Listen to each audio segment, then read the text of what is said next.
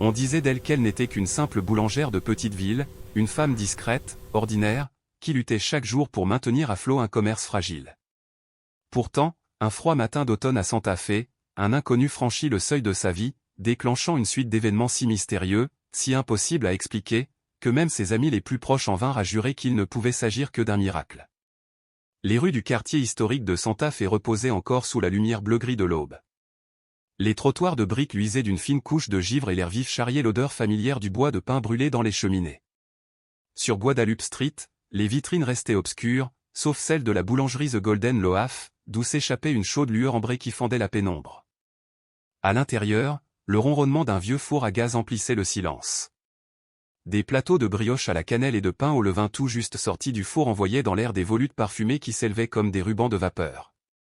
Mary Johnson, silhouette fine mais geste ferme, s'activait avec la concentration de ceux qui savent depuis longtemps que leurs mains doivent rester occupées pour empêcher le cœur de sombrer. À 34 ans, elle portait un fardeau invisible, plus lourd que beaucoup ne l'imaginaient. Son mari Daniel, pompier courageux, avait perdu la vie 3 ans plus tôt dans l'exercice de son devoir. Depuis, Mary élevait seule leur fils Ethan tout en s'occupant de Martha, sa mère vieillissante. La boulangerie, transmise par la famille de son défunt mari, aurait dû être une bénédiction. Mais elle ressemblait désormais à un combat quotidien, un lent étouffement fait de factures impayées, perdues l'une après l'autre. Martha, assise sur son tabouret habituel, buvait son café noir en silence, observant sa fille pétrir la pâte avec une énergie presque désespérée. « Le loyer est dû la semaine prochaine », murmura-t-elle d'une voix à la fois inquiète et résignée. « Je sais », répondit Mary sans lever les yeux de la pâte qu'elle façonnait. À l'étage, Ethan, 9 ans, commençait à s'éveiller. Le bruit assourdi de ses pas sur le vieux plancher grinçant apportait à sa mère un sourire furtif. Dans ce quotidien instable, ce bruit familier était son seul repère solide. L'enfant avait les yeux noisettes de son père et, déjà, sa détermination. Mais ces questions, de plus en plus pressantes, troublaient Mary. Pourquoi les gens n'achètent-ils plus notre pain? Est-ce qu'on va perdre la boulangerie? Comment répondre à cela sans effrayer, sans trahir son propre doute? Dehors, la ville s'animait doucement. Un bus passa en grondant, ses phares balayant la vitrine du Golden Loaf. En face, le père Thomas, de l'église Notre-Dame de Guadalupe, verrouillait la porte du presbytère. Il connaissait bien Mary. Depuis les funérailles de Daniel, il l'avait vue chaque semaine à la messe. Un jour, il confia à Martha, « Elle est forte, votre fille. » Mais même les forts ont parfois besoin d'un miracle. Le Golden Loaf avait longtemps été la fierté du quartier, un lieu où l'on trouvait café à volonté, sourire et conversation. Mais les temps avaient changé. Le prix des ingrédients montait sans cesse et un supermarché flambant neuf, ouvert en périphérie, siphonnait peu à peu la clientèle. Chaque matin, Mary se tenait derrière son comptoir, calculant douloureusement combien de pain elle pouvait cuire sans risquer d'en jeter la moitié le soir. Pourtant, elle gardait la tête haute. Elle continuait de donner le pain de la veille à l'abri de Canyon Road, d'accueillir chaque inconnu comme un ami et de dissimuler ses larmes à Ethan. Ce matin-là, cependant, l'air semblait différent. Une étrange immobilité planait, comme si toute la ville retenait son souffle. Bientôt, les cloches de l'église appelleraient les fidèles à la première messe. Mary préparait un petit panier de brioches pour le père Thomas, une habitude qu'elle entretenait depuis des années. Elle enveloppa les pâtisseries dans du papier brun, les lia d'une ficelle grossière et enfila son vieux manteau de laine. Martha leva un sourcil inquiet. « Il fait à peine jour, tu ne veux pas attendre ?» « Le père Thomas les aime encore tièdes, » répondit Mary avec un sourire fatigué. Ethan, les cheveux en bataille, apparut dans l'embrasure de la porte. « Tu peux m'en rapporter une ?»« S'il en reste, » dit Mary en ébouriffant sa tête avant de franchir le seuil dans le froid vif. De son perron, Linda Pérez, voisine et observatrice invétérée, l'aperçut. Elle avait vu Mary faire cette marche vers l'église des centaines de fois, tête baissée contre le vent, panier au bras. Mais plus tard, en se remémorant cette matinée, elle se souviendrait d'un détail inhabituel, Mary s'était arrêtée une seconde au coin de la rue, comme si elle pressentait qu'elle allait rencontrer quelqu'un qu'elle n'oublierait jamais. Quand Mary poussa les lourdes portes de bois de Notre-Dame de Guadalupe, une odeur mêlée de cire et d'encens vint à sa rencontre. Dans la pénombre, quelques fidèles, déjà installés, priaient en silence. Elle avança vers l'autel, son panier à la main. À mi-chemin, elle remarqua une femme assise seule, dans l'ombre du transept gauche. Drapée d'un châle bleu passé, elle semblait absorbée par une vision intérieure. Son immobilité paraissait étrange dans un monde toujours pressé. Marie hésita, le cœur battant sans raison claire. L'inconnu dégageait une aura insaisissable. Elle n'avait ni l'air égaré, ni affligée, elle semblait simplement autre. Les cloches sonnèrent doucement, leur tintement emplissant la nef comme une bénédiction suspendue. Les pas de Marie résonnèrent sur la pierre, le petit panier chaud contre son bras. Dans les bancs, un vieillard traçait lentement le signe de croix, ses doigts noueux tremblants de ferveur. Deux sœurs chuchotaient en espagnol avant que leur grand-mère ne les réduise au silence d'une petite tape tendre. Près de l'autel, le père Thomas ajustait son missel, inconscient que deux regards s'apprêtaient à se croiser pour la première fois. Marie ralentit. Dans la clarté vacillante d'une bougie votive, la femme apparaissait. Son châle, usé et rapiécé, portait les marques d'une longue histoire. Quelques mèches sombres s'échappaient, encadrant un visage à la fois jeune et intemporel. Sa posture, droite et digne, contrastait avec ses mains jointes avec humilité. Mais ce furent ses yeux qui arrêtèrent Marie net, profonds, immobiles, fixés au-delà des voûtes, comme s'il contemplait un horizon invisible. Pendant un instant, le temps sembla suspendu. Puis, lentement, le regard de la femme se posa sur Marie avec une chaleur désarmante. Quand elle parla, sa voix douce porta dans l'allée silencieuse. « Me donneriez-vous un peu de votre pain ?» La demande, à cet endroit, était si inattendue que Marie en resta muette. Dans une église, on venait pour prier, pour allumer un cierge, pas pour mendier de la nourriture. Pourtant, dans le ton de la femme, il n'y avait ni supplication ni misère. Seulement une sérénité calme, une simplicité lumineuse. Et en cet instant, sans comprendre encore pourquoi, Marie sut que cette rencontre allait changer le cours de son existence. Dans l'atmosphère paisible de l'église, le geste semblait presque solennel, empreint d'une dignité rare. Marie s'approcha de l'autel, ses yeux se posant furtivement sur le père Thomas, comme pour vérifier s'il observait la scène. Il ne l'avait pas remarqué. Avec une lenteur pleine de respect, elle défit la ficelle qui entourait le panier qu'elle tenait, puis souleva le linge qui recouvrait son contenu.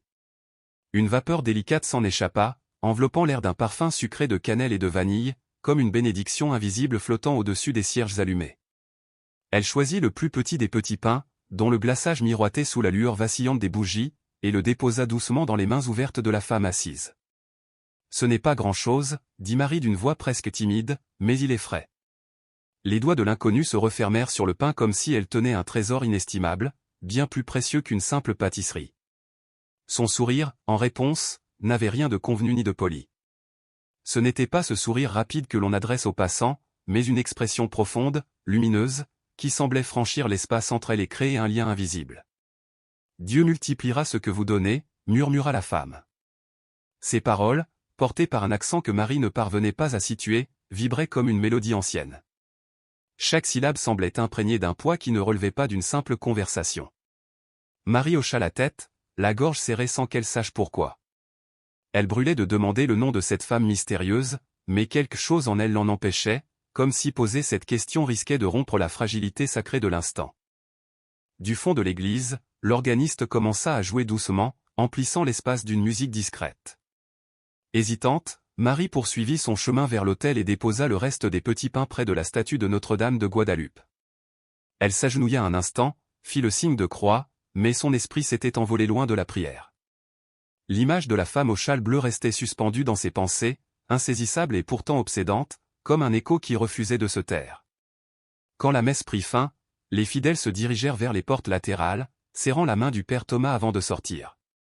Marie prit son temps, ajustant son manteau, attendant que la foule se disperse complètement avant de tourner enfin la tête. Le banc était vide. Il n'y avait plus de châle, plus de reflets de bougies dans une chevelure sombre. Seulement le bois usé et un livre de prière abandonné par quelqu'un d'autre. Un léger frisson parcourut l'échine de Marie. Elle balaya des yeux les allées latérales, le narthex, le vestibule près du bénitier, mais nulle trace de la femme. Aucune porte n'avait grincé, aucun pas n'avait résonné sur le marbre. Pourtant, elle avait disparu. Dehors, la lumière s'était intensifiée, et le givre sur les trottoirs se dissolvait déjà en filets translucides. De l'autre côté de la rue, Linda Pérez bavardait avec le vendeur ambulant de café. En apercevant Marie, elle lui fit signe et lança. « On dirait que tu as vu un fantôme. » Marie esquissa un sourire qui n'atteignit pas ses yeux. J'ai juste croisé quelqu'un que je n'avais jamais vu auparavant. Linda fronça légèrement les sourcils. Dans cette ville, c'est rare. Qui était-ce? Je ne sais pas, avoua Marie. Sur le chemin du retour vers sa boulangerie, The Golden Loaf, les mots de l'inconnu tournaient dans son esprit comme une chanson, Dieu multipliera ce que vous donnez. Ce n'était pas seulement un souvenir, mais un refrain lancinant qui s'imposait à elle avec la force d'une certitude ancienne. Elle tenta de se convaincre qu'il ne s'agissait que d'une étrangère de passage, une âme généreuse dans ses paroles, mais au fond, une petite voix intime murmurait déjà que c'était bien plus que cela. Et dans les interstices silencieux de ses pensées, une conviction étrange naissait, elle reverrait cette femme. Quand Marie atteignit sa boutique, le soleil avait percé les nuages, couvrant la devanture d'une lueur dorée. Elle posa son panier vide sur le comptoir et retira son manteau, mais ses pensées restaient rivées au banc de l'église, à ce regard profond, à cette phrase qui résonnait comme une prophétie. Martha, derrière la caisse, comptait la monnaie de la veille. « Tu es bien silencieuse, remarqua-t-elle. Marie jouait machinalement avec la ficelle du panier, l'enroulant en un petit cercle bien ordonné. « J'ai rencontré quelqu'un à l'église. Elle a demandé du pain. »« Une sans-abri » demanda Martha, sans ironie. « Je ne crois pas, » répondit Marie, se taisant aussitôt. Comment aurait-elle pu expliquer la chaleur mystérieuse qui avait enveloppé son cœur, semblable à une couverture douillette dans le vent glacé? À l'étage, Ethan, son fils, penché sur la rambarde de l'escalier, écoutait avec cette curiosité subtile que les enfants savent si bien cacher. Qu'y a-t-il de spécial à ce que quelqu'un demande du pain? Lança-t-il, mi-sérieux, mi-taquin, intrigué de voir sa mère troublée comme il ne l'avait jamais connue. Marie leva les yeux vers lui. C'est difficile à expliquer, répondit-elle, espérant qu'il ne s'y attarderait pas. Mais il n'oublia pas. La matinée avança, et les clients habituels commencèrent à défiler. Monsieur Henderson vint chercher son pain de seigle, 2 étudiants commandèrent des cafés à emporter. Pourtant, Marie, à chaque tintement de clochette annonçant l'ouverture de la porte, s'attendait presque à voir réapparaître le châle bleu. En face, Linda Pérez colportait déjà sa version des événements. Autour d'un café partagé avec sa sœur, elle décrivait Marie quittant l'église avec le visage de quelqu'un qui avait vu l'indicible. À l'heure du déjeuner, la rumeur s'était transformée, la mystérieuse femme n'était plus seulement une inconnue, mais peut-être une voyante, ou pire encore, une apparition. Dans l'après-midi, Marie apporta au presbytère les pains destinés à la paroisse. Le père Thomas, seul, classait des livres de chant. « Je vous ai vu préoccupé ce matin, dit-il d'une voix bienveillante. Marie hésita, puis confia. « J'ai rencontré quelqu'un. Elle a demandé du pain et m'a dit quelque chose d'étrange. »« Quoi donc ? » ?»« Dieu multipliera ce que vous donnez. » Le prêtre se renversa légèrement en arrière, joignant ses mains. « Ce n'est pas étrange, Marie. C'est l'écriture qui prend vie. La véritable question est, comment cela vous a-t-il fait sentir ? » Marie fronça les sourcils. Comme si elle me connaissait. Pas juste en passant. Comme si elle savait tout de moi. Le prêtre hocha lentement la tête. Alors peut-être devriez-vous rester attentive. Mais souvenez-vous, toute parole belle n'a pas forcément une bonne source. Éprouvez les esprits, dit-on. Son conseil, bien que sage, ne fit qu'accentuer le trouble de Marie. Le soir venu, après avoir couché Ethan et éteint les fours, elle s'assit dans la cuisine avec une tasse de thé, fixant les gouttelettes de condensation qui brouillaient la vitre. Dehors, les lumières de la ville se diffusaient en halos tremblants, rappelant les flammes des cierges de l'église.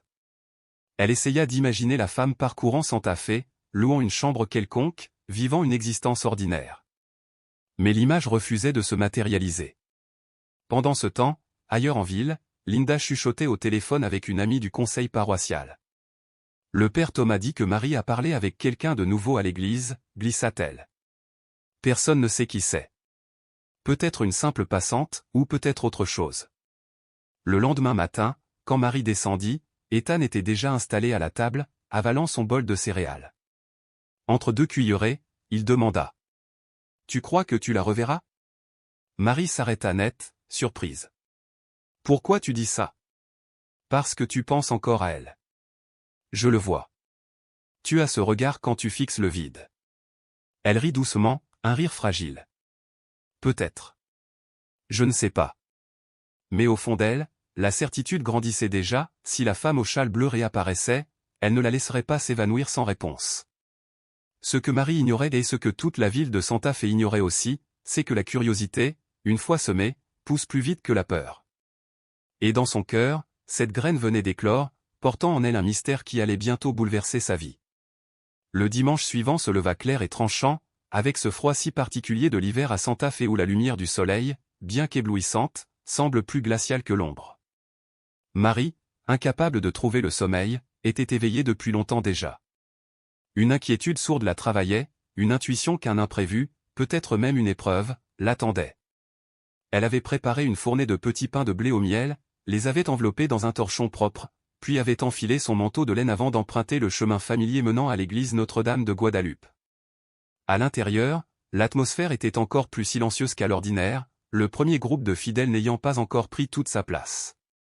L'air était imprégné de ces volutes d'encens qui flottaient doucement comme des rubans parfumés.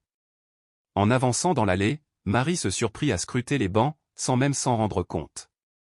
Et soudain, son regard s'arrêta, là, presque à la même place que la fois précédente, se trouvait la femme au châle bleu. Sa tête était penchée au-dessus d'un vieux chapelet de bois, dont les perles accrochaient la lumière comme des gouttes de pluie. Elle ne bougea pas jusqu'à ce que Marie fût presque à sa hauteur. Alors, levant les yeux, elle parla dans cette même voix douce et mélodieuse qui semblait envelopper celui qui l'écoutait, « Il est temps que tu entendes ceci. » Marie hésita, jetant un regard vers l'autel, mais les yeux de la femme la rappelèrent aussitôt à elle. Très bientôt, reprit-elle, quelqu'un de proche sera dans un grand besoin. Tu devras l'aider. Même si tu crois n'avoir rien à offrir. Les paroles tombèrent dans le cœur de Marie comme une pierre dans une eau immobile, y traçant des cercles profonds et persistants. Je ne suis pas certaine d'en être capable, murmura-t-elle d'une voix presque éteinte. Les choses ne vont pas, et ma foi n'est pas. La femme l'interrompit doucement, la foi, ce n'est pas attendre d'avoir assez avant de donner. La foi, c'est offrir même quand on pense n'avoir plus rien. Pendant un instant, le reste de l'église sembla disparaître, plus de bruissements de pas, plus de prières chuchotées, plus d'échos d'orgue lointains. Il ne restait qu'elles deux, suspendues dans l'intensité de cet échange. « Pourquoi me dites-vous cela » osa demander Marie. « Parce qu'il m'a été donné de te le dire, » répondit la femme, « et parce que tu comprendras bientôt. » Marie voulut connaître son nom, comprendre qui elle était et d'où venait ce savoir mystérieux. Mais déjà, le père Thomas montait en chair et l'instant se brisa. Lorsqu'elle se retourna, la femme était agenouillée dans la prière, le visage caché. Le reste de la messe passa comme dans un brouillard. Et quand enfin Marie osa de nouveau regarder vers ce banc, il était vide. Personne ne l'avait vu partir. L'après-midi, un vent mordant dévalait des montagnes, faisant trembler les vitrines des magasins. Le commerce marchait au ralenti, seuls quelques habitués osaient affronter le froid. Alors que Marie s'apprêtait à fermer, la porte s'ouvrit et la silhouette de Don Carter, le fournisseur de farine, apparut. Cet homme, qui lui avait accordé des facilités de paiement depuis des mois, ôta ses gants avec un air grave. « Marie, dit-il, je déteste faire ça, mais je ne peux plus livrer de farine tant que tu n'auras pas réduit ta dette. Les prix ont encore augmenté cette semaine et je suis déjà à bout. » Le cœur de Marie se serra. « Je comprends, » répondit-elle, même si les mots avaient le goût amer de la défaite. Sans farine, la boulangerie, The Golden Loaf, ne tiendrait pas une semaine. Ce soir-là, assise à la table de la cuisine, elle contemplait les chiffres de son registre, implacable. Mais les paroles de la mystérieuse femme résonnaient encore, « Aide-les, même si tu crois n'avoir rien à donner. » Et le lendemain, l'épreuve se présenta. Une famille entra dans la boutique, un homme et une femme aux manteaux usés, accompagnés de deux petites filles se tenant par la main. Leurs joues rougies par le froid, leurs chaussures couvertes de sel de route, ils semblaient épuisés. « Nous venons d'Amarillo » expliqua doucement l'homme. « Nous cherchons du travail. Nous n'avons presque rien en ce moment, et les filles n'ont pas mangé depuis hier. » Marie jeta un coup d'œil vers l'arrière-boutique, il ne restait qu'un sac de farine entamé. Dans sa tête, la voix de Martha, sa sœur, se fit entendre, « Nous ne pouvons pas donner ce que nous n'avons pas, » pourtant, elle s'accroupit à la hauteur des fillettes et demanda, « Aimez-vous les rouler à la cannelle ?» Les deux hochèrent timidement la tête. Alors Marie se leva, prit un sac en papier, et y glissa 4 roulés encore tièdes, les derniers de la fournée du matin. Elle tendit le paquet à la mère, « C'est pour vous. » Les yeux de la femme se remplirent de larmes, « Que Dieu vous bénisse. » Après leur départ, Martha sortit de la cuisine, le tablier couvert de farine. « On a déjà du mal à s'en sortir, Marie. Je sais, répondit-elle d'une voix ferme malgré sa douceur. Mais je ne pouvais pas les renvoyer affamés. Toute la matinée, un étrange mélange de culpabilité et de chaleur tenace bouillonnait en elle. Elle revoyait sans cesse l'image des fillettes serrant leur pain chaud sur la banquette arrière d'une vieille voiture, la vapeur s'élevant dans l'air glacé. Peu après midi, la clochette de la porte tinta de nouveau. Un homme grand, aux épaules larges, entra, vêtu d'un manteau de laine et d'un chapeau noir. Ses bottes claquaient contre le plancher. « Vous êtes bien Mary Johnson ?» demanda-t-il. Sur un ton assuré, il posa une enveloppe blanche sur le comptoir. « J'organise un dîner caritatif la semaine prochaine. On m'a dit que vous étiez la bonne personne à qui parler pour le pain. » Intriguée, Mary tira l'enveloppe vers elle et y jeta un œil, une somme en liquide, largement suffisante pour racheter farine, sucre et beurre. « Mais, qui vous a parlé de moi ?» balbutia-t-elle. L'homme se contenta de répondre, « Un ami. On m'a dit que vous êtes généreuse et que votre pain est le meilleur de la ville. » Puis il souleva son chapeau en guise de salut et repartit, laissant derrière lui une odeur de cèdre et d'air froid. Mary resta figée, l'enveloppe lourde entre ses doigts. Martha, surgissant de la cuisine, lut sur le visage de sa sœur l'incrédulité. « Qu'est-ce qui s'est passé ?» Mary posa simplement l'enveloppe sur le comptoir. « Je crois que je viens de comprendre ce qu'elle voulait dire. » Ce soir-là, alors que les derniers clients s'éclipsaient et que les fours s'éteignaient, Mary repassa la journée dans sa tête. La prophétie s'était accomplie, le geste qui aurait dû la priver avait été rendu au centuple en quelques heures à peine. En haut, Ethan, son fils, faisait ses devoirs de mathématiques. « Maman, » appela-t-il, « crois-tu que tu reverras cette dame ?» Mary resta silencieuse un moment, observant la rue sombre où la neige commençait à tomber doucement. « Oui, » répondit-elle enfin, comme pour elle-même. « Je crois que oui. » 3 jours plus tard, la première tempête de neige de la saison s'abattit des montagnes sangres de cristaux, recouvrant Santa Fe d'un manteau immaculé. Les écoles fermèrent plus tôt et Ethan entra en trompe dans la boulangerie, le sac à dos à moitié ouvert, les cheveux constellés de flocons.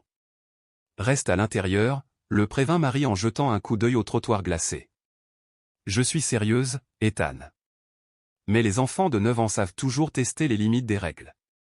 En fin d'après-midi, alors que Mary pétrissait la pâte, Ethan s'éclipsa pour rejoindre un groupe d'amis construisant un fort de neige au coin de la rue. Ses rires, mêlés à ceux des autres, parvenaient encore à travers la vitrine quand un cri aigu les remplaça soudain. Mary lâcha la pâte et courut au-devant, le cœur battant. Dehors, Ethan était étendu dans la neige, serrant sa jambe avec douleur. Un traîneau renversé gisait à côté, les autres enfants figés en cercle autour de lui, coupables et inquiets. Mary franchit la porte en quelques secondes, ses bottes craquant sur la neige tassée. « Ça va, maman, je vais bien » grimaça Ethan, mais son visage blême et crispé contredisait ses mots. Un voisin, Monsieur Alvarez, accourut. « Je vais chercher mon camion. Nous l'emmènerons à l'hôpital plus vite que d'attendre une ambulance par ce temps. » Quelques minutes plus tard, Mary s'installa sur le siège passager de la voiture. À l'arrière, son fils Ethan, encore tremblant de douleur, avait étendu sa petite main qu'elle serrait fort, comme si ce contact fragile suffisait à maintenir le monde en équilibre. Dehors, la neige brouillait tout, effaçant les contours de la ville et du ciel dans une même blancheur aveuglante. Lorsque la voiture atteignit l'hôpital, le froid mordant de la tempête céda brusquement la place au néon cru et à l'odeur âcre du désinfectant, qui semblait étouffer jusqu'au moindre souffle. Dans le couloir, un jeune interne en orthopédie, la voix à peine sortie de l'adolescence, annonça d'un ton sec qu'il fallait des radiographies. L'attente parut interminable. Enfin, après avoir scruté les clichés, il déclara « Ce n'est pas fracturé, mais les ligaments sont sérieusement touchés. Il lui faudra une attelle, du repos et de la rééducation. » Mary sentit l'air s'échapper lentement de sa poitrine, comme si un nœud s'était relâché dans ses épaules. Ce n'était pas idéal, mais au moins ce n'était pas irréversible. Tandis qu'une infirmière ajustait avec soin l'attelle sur la jambe du petit, Mary s'éclipsa dans le couloir pour prévenir sa mère au téléphone. Mais avant même de raccrocher, ce frisson singulier remonta le long de sa nuque, le même qu'elle avait éprouvé dans l'église quelques jours plus tôt. Au bout du couloir, dans un renfoncement sombre près des distributeurs, une silhouette se tenait assise, immobile, la femme au châle bleu. Sa posture calme, ses yeux fixes, sans ciller, semblait absorber toute la lumière autour d'elle. Mary se figea. C'était impossible. Elle ne l'avait pas vue entrer. Pourtant elle était là, aussi réelle que la douleur de son fils. Le regard de la mystérieuse inconnue glissa vers la salle de soins où Ethan reposait. Alors, presque imperceptiblement, ses lèvres dessinèrent un sourire. Marie voulut s'élancer vers elle, mais une infirmière s'interposa brusquement, lui tendant un clipboard couvert de papier, signé ici, s'il vous plaît. Quand enfin Marie releva la tête, le renfoncement était vide, comme si la femme s'était dissoute dans l'air. De retour dans la chambre, Ethan somnolait sous l'effet des calmants. « Maman » murmura-t-il d'une voix voilée, les yeux mi-clos, « il y avait une dame ici. » Marie se pencha au bord du lit. « Ici, dans la chambre ?»« Oui. Elle m'a dit de ne pas avoir peur. Elle m'a assuré que je pourrais courir de nouveau très bientôt. » Le cœur de Marie manqua un battement. « Et, à quoi ressemblait-elle » Ethan répondit faiblement, elle portait un foulard bleu, et elle sentait les fleurs. Pas comme l'hôpital, pas comme ici. Les doigts de Marie se crispèrent autour des siens. Quand ils quittèrent enfin l'hôpital, la neige avait cessé de tomber et une lune pâle veillait bas sur la ville. À la maison, Martha les attendait, la peur encore gravée dans ses traits. Elle serra Ethan contre elle d'abord, puis Marie. « Merci mon Dieu, que ce n'ait pas été plus grave, souffla-t-elle.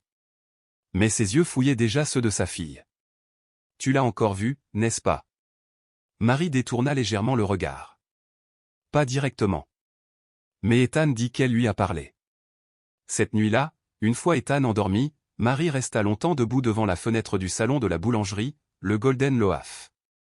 Dehors, sous la lueur blanchâtre du réverbère, la neige vierge s'étendait sans trace de pas, sans mouvement. Pourtant, dans son esprit, revenait l'image obsédante de la femme au châle bleu, immobile dans l'hôpital aux murs stériles, ses yeux perçant jusqu'aux recoins les plus secrets de ses peurs. Marie savait désormais que ce n'était pas un hasard. Ces apparitions n'étaient jamais aléatoires. Elles venaient seulement au moment où Marie en avait le plus besoin. Au matin, la neige gelée sur Guadalupe Street avait formé des plaques luisantes comme du verre. Marie dégagea un passage étroit à coups de pelle, chaque raclement métallique résonnant dans le silence glacé. Rapidement, elle perçut quelque chose d'anormal, les passants, d'ordinaire prompts à lui adresser un signe de tête amical, évitaient désormais son regard, pressaient le pas, détournaient les yeux. À l'intérieur, Martha préparait le café, le visage fermé. « Linda est passée ce matin » annonça-t-elle sans lever les yeux. Elle a entendu des histoires. Marie déposa la pelle contre le mur. « Quelles histoires » Martha inspira, hésita. « Que tu parles avec une femme dans l'église. Qu'elle apparaît à des endroits où elle ne devrait pas être. Et maintenant, après ce qui est arrivé à Ethan. » Sa voix s'éteignit d'elle-même. Marie cligna des yeux. « Il pense qu'elle y est pour quelque chose ?» Le silence de Martha fut la seule réponse nécessaire. Très vite, la rumeur se propagea comme un feu sur de la paille sèche. Les clients habituels entraient moins souriants, restaient moins longtemps au comptoir, certains traversaient même la rue pour éviter la boutique. Un peu plus loin, Linda Pérez tenait audience près de son chariot de café, captivant un petit cercle d'oreilles curieuses. « Je ne dis pas que c'est vrai, mais vous savez bien ce qu'on raconte. Une femme qui apparaît et disparaît, qui sent les fleurs en plein milieu d'une tempête de neige. C'est loin d'être normal. Un homme osa avancer, ça pourrait être un ange. » Linda haussa les épaules, laissant planer un doute plus sombre, ou bien autre chose. Ce même après-midi, le père Thomas passa comme à son habitude. Sa voix restait douce, mais une inquiétude voilait ses yeux. « Marie, j'entends des bruits. Les gens deviennent nerveux. » Marie serra les lèvres. « Je ne fais rien de mal, » répliqua-t-elle, tentant de dissimuler l'irritation qui lui montait à la gorge. « Je le sais, mais la peur est contagieuse. Une fois qu'elle s'installe, elle se propage. » En sortant, deux paroissiennes passèrent devant la vitrine de la boulangerie. Marie entendit juste assez pour percevoir l'une dire « C'est elle ?»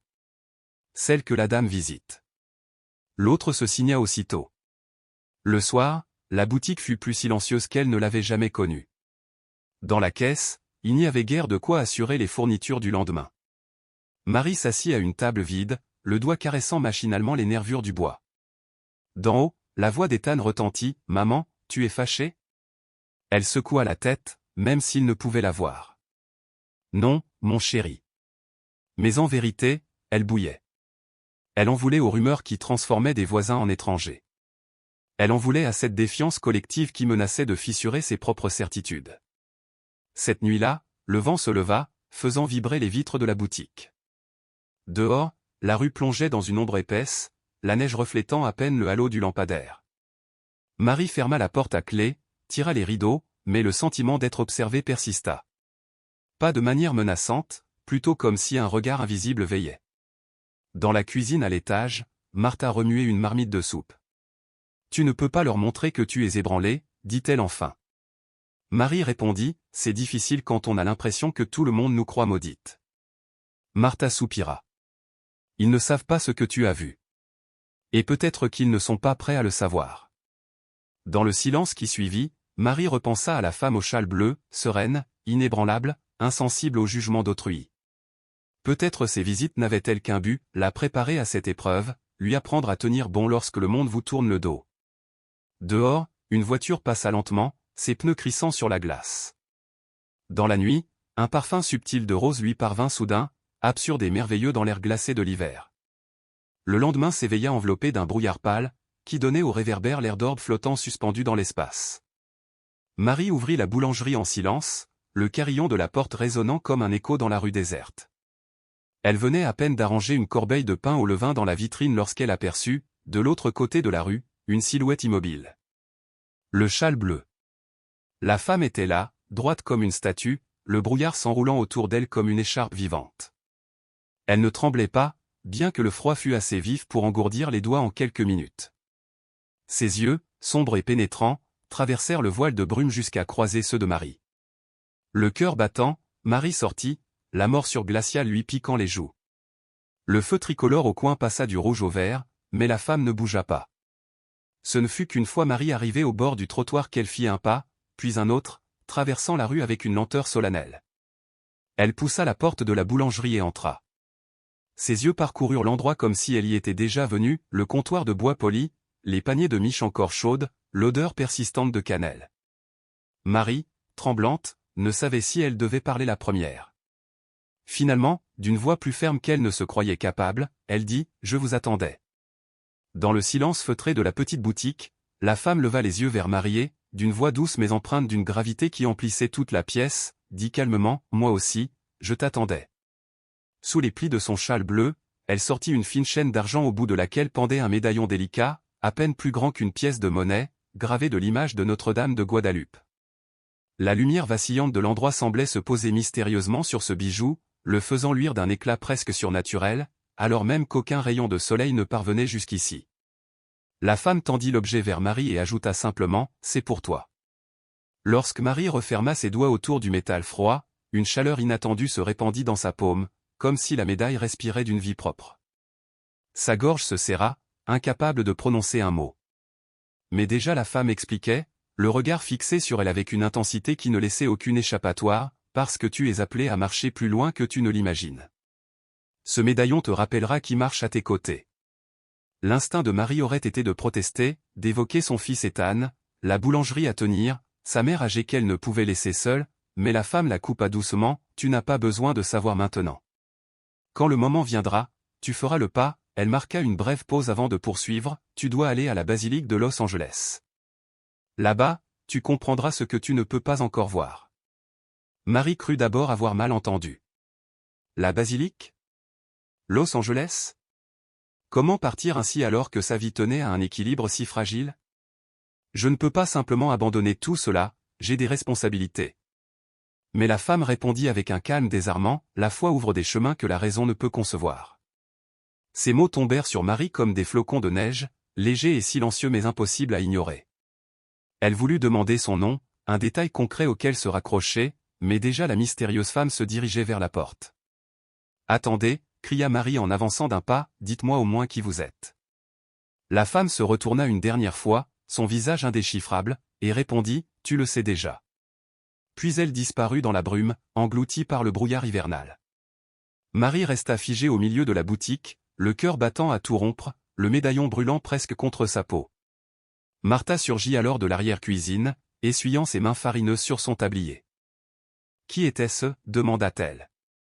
Marie leva le bijou à hauteur de ses yeux, encore tremblante. « La même femme que celle de l'église. Elle m'a dit que je devais aller à Los Angeles. » Martha fronça les sourcils, observant la médaille argentée. C'est magnifique, et ça semble ancien. Vas-tu vraiment y aller? Marie n'eut pas la force de répondre. Pourtant, en glissant la chaîne autour de son cou et en sentant le poids du médaillon se poser juste au-dessus de son cœur, elle comprit une chose, ce qui venait de commencer ne s'arrêterait pas là. Les jours suivants furent troublés. Pendant 3 longues journées, la médaille resta cachée sous son pull comme un secret. Le métal froid effleurait sa peau, et parfois, sans y penser, elle passait ses doigts dessus, en suivant du bout des ongles les contours gravés, comme si le médaillon pouvait lui murmurer une vérité enfouie. Le 4e soir, alors que la neige tombait dehors en gros flocons lents et silencieux, elle entra dans la cuisine. Martha épluchait des pommes de terre pour un ragoût tandis qu'Ethan, assis à la table, dessinait des voitures de course dans la marge de son cahier de devoirs. Marie inspira profondément, « J'y vais ». Martha suspendit son geste. « À Los Angeles ?» Marie hocha la tête. Le tic-tac de l'horloge au-dessus du four sembla résonner plus fort que jamais. Martha déposa lentement le couteau. « Et pour combien de temps ? » Quelques jours, peut-être moins. Son regard se posa sur Ethan. « Toi et grand-mère, vous tiendrez la boutique en mon absence. Je préparerai assez de pain pour que tout tienne. » L'enfant fronça les sourcils, mais ses yeux trahissaient une curiosité naissante. « C'est à cause de la dame, n'est-ce pas ?» Marie eut un sourire triste. « Oui, mon cœur. Elle m'a demandé d'y aller. » 2 matins plus tard, alors que le soleil n'avait pas encore franchi les crêtes enneigées, Marie ferma la porte de la boulangerie derrière elle.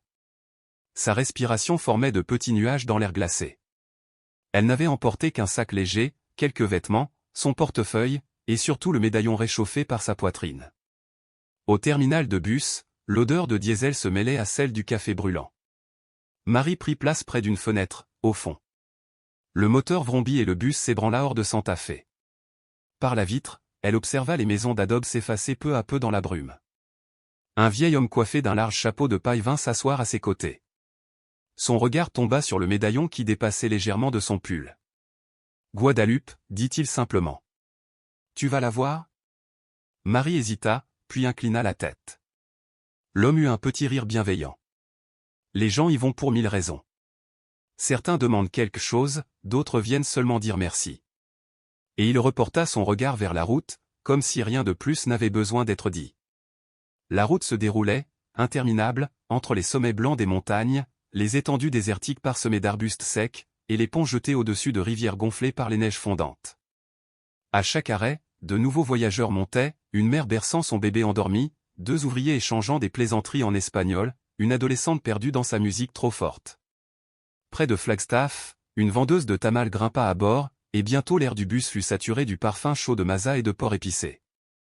Marie en acheta un, mordit dans la pâte moelleuse et, l'espace d'un instant, le souvenir de Daniel, son mari disparu, remonta en elle, ces soirs où il rentrait du service avec des burritos achetés dans un camion discret qu'aucun touriste ne connaissait. Son cœur se serra, mais cette douleur familière lui donna paradoxalement une force nouvelle. La nuit tomba, enveloppant le désert d'un manteau indigo. Le bus devint un cocon de murmures, de respirations lentes, de ronflements paisibles. Marie, une main posée sur le médaillon, glissa dans ce demi-sommeil étrange où les rêves ressemblent à des chuchotements. Elle crut entendre une voix basse et mélodieuse, dans une langue qu'elle ne comprenait pas. Quand elle rouvrit les yeux, la place à côté d'elle était vide. Le vieil homme avait avancé plus près du chauffeur. À l'aube, le paysage avait changé. L'air se faisait plus lourd, saturé d'odeurs d'asphalte et, imperceptiblement, du parfum lointain de l'océan. Le bus entra dans Los Angeles, où les palmiers s'alignaient le long des rues comme des sentinelles dressées. Union Station, annonça le conducteur. Le terminal grouillait de voyageurs pressés, de valises à roulettes, de vendeurs criant café et churros. Marie héla un taxi. Le chauffeur, moustache soignée et lunettes de soleil malgré l'heure matinale, demanda « Où allons-nous » ? À la basilique de Notre-Dame de Guadalupe, répondit-elle. Un bref regard dans le rétroviseur. Vous payez une promesse ? Pas exactement. Il hocha la tête. Si vous venez avec foi, vous repartirez avec plus encore. Bientôt, la basilique apparut, imposante, son dôme se dressant au-dessus des rues animées. L'ancienne église, avec sa façade de pierre patinée, s'élevait aux côtés d'un édifice plus moderne aux lignes audacieuses. Entre les deux, une large place bouillonnait de vie. Des pèlerins avançaient à genoux, les traits tendus mais résolus. D'autres serraient des fleurs, des cierges ou des images de la Vierge dans de petits cadres. Marie mit le pied sur le parvis, et une vague d'odeur de roses fraîches et de cire chaude la submergea. À l'intérieur, la lumière convergea vers l'icône sacrée, l'image de Notre-Dame de Guadalupe, dont le regard serein semblait transpercer les cœurs. Marie s'agenouilla sur un banc au fond, le médaillon serré entre ses doigts tremblants. Elle ne demanda ni richesse, ni succès pour sa boulangerie, ni même la fin des murmures qui couraient à Santa Fe. Elle demanda la clarté, parce qu'elle sentait confusément que ce qui se jouait dépassait infiniment ses propres forces. Et c'est alors qu'un mouvement attira son attention. Dans l'allée centrale, avançant lentement vers l'autel, elle la vit, la femme au châle bleu. Elle marchait comme portée par un souffle invisible, et, chose étrange, la foule de pèlerins semblait ne pas la remarquer. La respiration de Marie se suspendit, comme si le temps lui-même s'était figé. La femme s'arrêta juste devant l'image sacrée, inclina la tête dans une révérence silencieuse, puis se tourna vers elle. Ses lèvres s'ouvrirent et sa voix, douce mais étonnamment distincte malgré le murmure des prières et le chant lointain de la chorale, parvint jusqu'au cœur de Marie, « Tu es venue ». Marie sentit ses yeux lui brûler, ses lèvres trembler, et la confession jaillit d'elle comme un soupir, « Je ne comprends pas ce que vous attendez de moi ». Mais la femme secoua doucement la tête, son regard profond semblant traverser les défenses de Marie pour atteindre la part la plus intime de son âme. « Ce n'est pas ce que je veux, répondit-elle. C'est ce pourquoi tu as été créé, vivre dans la charité, même lorsque tu crois n'avoir plus rien à donner. » Marie fit un pas vers elle, le cœur battant. « Qui êtes-vous » demanda-t-elle, comme une enfant qui cherche un nom pour la présence mystérieuse qui l'accompagne. Les lèvres de la femme s'incurvèrent en un sourire presque imperceptible, mais chargé d'une tendresse infinie. « Je marche avec toi depuis le commencement, et je marcherai toujours. » À cet instant, un groupe de pèlerins passa entre elles, voilant leur échange d'une ombre fugace. Quand la foule se dissipa, la femme avait disparu, comme absorbée par l'air même. Seul demeurait un léger parfum de rose qui flottait depuis l'autel jusqu'aux narines de Marie. Levant les yeux vers l'image de la Vierge, elle crut percevoir, l'espace d'un instant fugace, le même sourire paisible, lumineux et mystérieux. Quand elle sortit, le ciel de Los Angeles était d'une clarté éclatante, et la chaleur du soleil vint caresser son visage comme une promesse. Elle n'avait pas trouvé toutes les réponses qu'elle cherchait, mais elle comprenait que son chemin de retour ne serait jamais identique à celui qui l'avait menée jusqu'ici. Le trajet vers Santa Fe avait une saveur nouvelle. Assise près de la fenêtre du Greyhound, Marie sentait contre sa poitrine le médaillon d'argent, comme un cœur battant étranger mais familier. Le désert s'étendait à perte de vue, inondé de lumière, et les kilomètres défilaient dans un scintillement de sable et de roches. Les doutes qui l'avaient accompagnée jusqu'à Los Angeles s'étaient rétractés, semblables à des ombres au matin, incapables de résister à l'éclat du soleil levant. Elle n'avait pas de plan détaillé, aucun projet rigide pour l'avenir, mais elle sentait en elle une certitude inébranlable, quelque chose avait changé, et ce changement portait un nom secret, celui de l'espérance.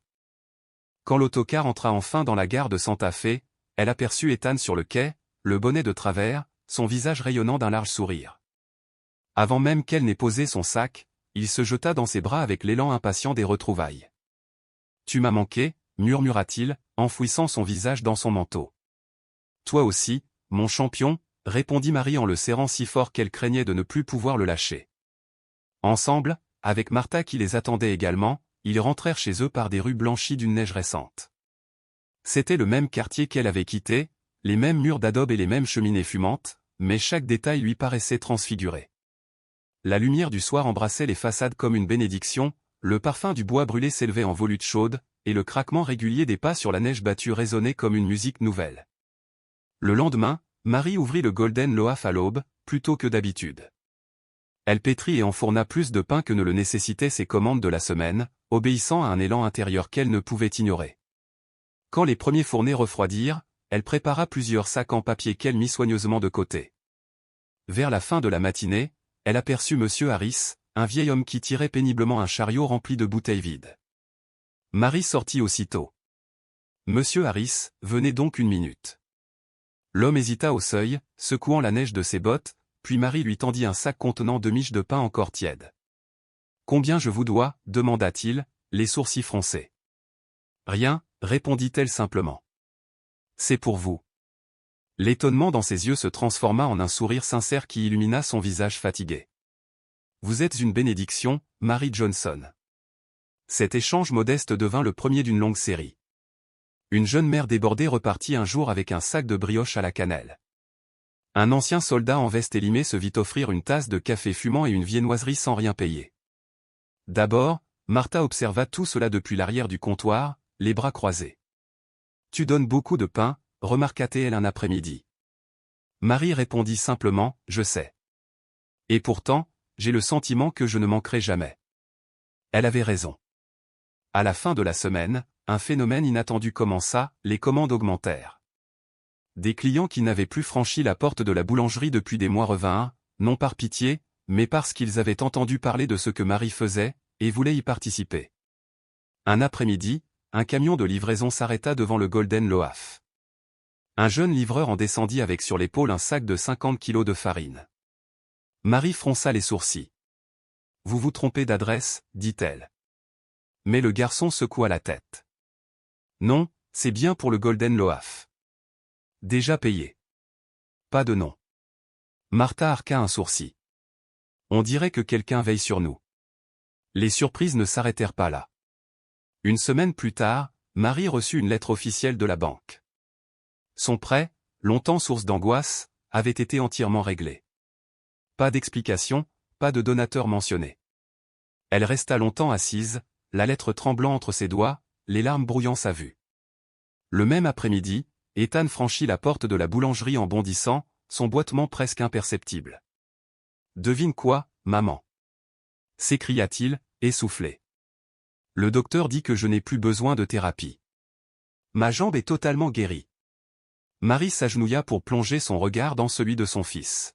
« C'est merveilleux, Ethan. » Le garçon sourit de toutes ses dents, « Je t'avais dit qu'elle avait promis que je courrais de nouveau bientôt. » Marie n'eut pas besoin de demander qui était ce « elle ». Peu à peu, l'humeur de la communauté entière changea. Ceux qui jadis chuchotaient dans son dos s'attardaient désormais au comptoir, curieux de savoir comment ils pouvaient aider.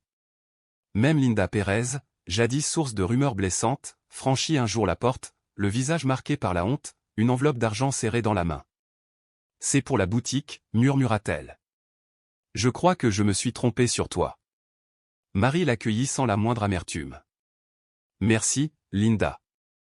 Chaque geste compte. » Même le père Thomas perçut le changement.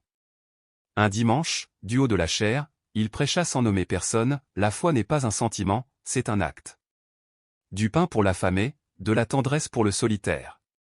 Quand nous vivons ainsi, la grâce se multiplie. » Après la messe, sur le parvis, Marie se tint aux côtés d'Ethan et de Martha, accueillie par des sourires et des salutations chaleureuses, parfois pour la première fois depuis de longs mois.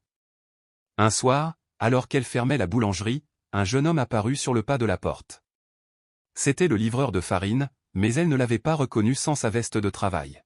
« Je voulais vous dire quelque chose, » avoua-t-il, hésitant. Cette farine, ce n'était pas le magasin. Une femme m'a donné le sac sur le parking et m'a demandé de l'apporter ici, sans vous dire son nom. Le cœur de Marie s'accéléra. « À quoi ressemblait-elle » demanda-t-elle d'une voix tendue. Le jeune homme esquissa un sourire étrange, comme si l'image était gravée en lui. Cheveux noirs, un châle bleu, et des yeux qui semblaient déjà tout savoir de vous sans que vous ayez à parler. Quand il s'en alla, Marie verrouilla la porte et demeura dans le silence parfumé de pain chaud. Elle porta la main à son médaillon sous son pull. Il était chaud, comme s'il avait capté tout le soleil du jour. Le lendemain, elle reprit sa routine, mélanger, pétrir, enfourner. Mais chaque geste portait désormais un poids nouveau, une résonance intérieure. Chaque miche de pain était devenue plus qu'un simple aliment, c'était une offrande, un signe tangible d'un but qui la dépassait.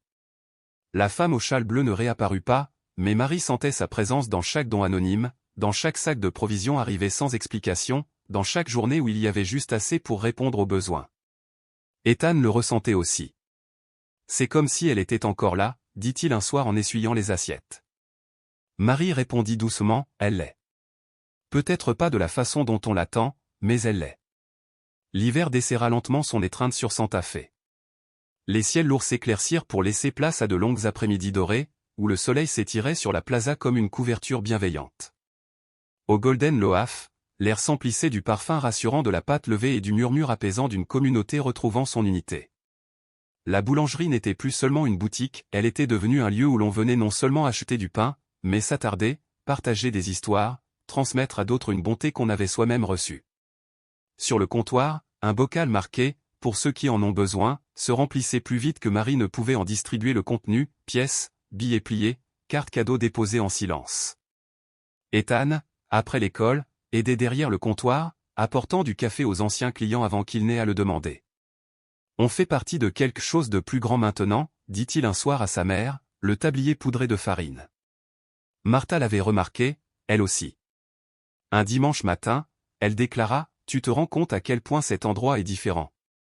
Les gens sourient plus. » Et Marie comprit que ce qui s'était amorcé dans un souffle de rose et dans le sourire mystérieux d'une femme au châle bleu avait débordé bien au-delà de sa propre vie, c'était toute une ville qui renaissait par la grâce discrète de la charité, une miche après l'autre, un geste après l'autre, jusqu'à ce que chacun sente, au fond de lui, que le miracle était déjà là. Ils se parlaient les uns aux autres dans la file d'attente, comme si le pain n'était qu'un prétexte à quelque chose de plus profond, de plus vital. Marie n'avait pas répondu tout de suite, son regard s'était arrêté sur un homme vêtu d'une vieille veste en cuir usé qui, d'un geste simple mais chargé de tendresse, tendait un sac de petits pains à une femme postée dehors. Tous deux riaient sous le souffle glacé du matin, et ce rire avait plus de chaleur que n'importe quel foyer. La scène était d'une simplicité désarmante, presque ordinaire, et pourtant, pour Marie, elle avait le même poids que ce moment inaugural où elle avait déposé un petit pain encore tiède dans les mains de la mystérieuse femme au châle bleu.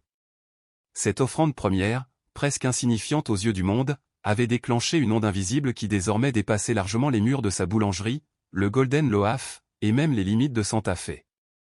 Peu à peu, la rumeur de cette générosité discrète s'était propagée au-delà de la ville, voyageant dans des récits chuchotés après la messe, dans des bulletins paroissiaux glissés au fond des bancs d'église, dans les confidences émues d'étrangers transformés par ce qu'ils avaient vu ou reçu. Un jour, Marie reçut une lettre inattendue, elle venait d'une femme d'Arizona, inconnue jusque-là, qui avait lu quelques lignes dans une feuille paroissiale. Dans l'enveloppe se trouvait un chèque d'une somme que Marie n'avait jamais imaginé recevoir en un seul don. Le billet joint était court, mais ces mots brûlaient d'une lumière simple et droite, pour ta mission. Continue de nourrir les cœurs autant que les estomacs. Marie resta longtemps à fixer ces mots. Mission, le terme sonnait juste, mais elle ne pouvait se l'approprier. Chaque fois que quelqu'un cherchait à la féliciter, elle secouait doucement la tête avec une humilité tranquille, « Ce n'est pas moi », disait-elle toujours.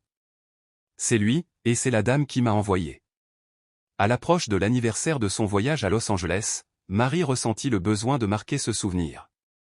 Elle se leva avant l'aube, dans le silence encore endormi de la ville, et pétrit une miche unique, spéciale. Elle façonna avec soin la pâte, lui donna une croûte dorée, la badigeonna de beurre, puis la saupoudra légèrement de sucre. Une fois cuite, elle la déposa dans un panier bordé d'un linge blanc immaculé et sortit dans les rues désertes, enveloppée de ce calme presque sacré qui précède le réveil du jour. Ses pas la conduisirent vers l'église de Nuestra Sonora de Guadalupe. À l'intérieur, le sanctuaire reposait dans une pénombre douce, seulement animée par le scintillement des bougies alignées près de l'autel. Marie avança jusqu'à la statue de la Vierge, posa son offrande aux pieds de la Mère de Miséricorde, puis s'agenouilla.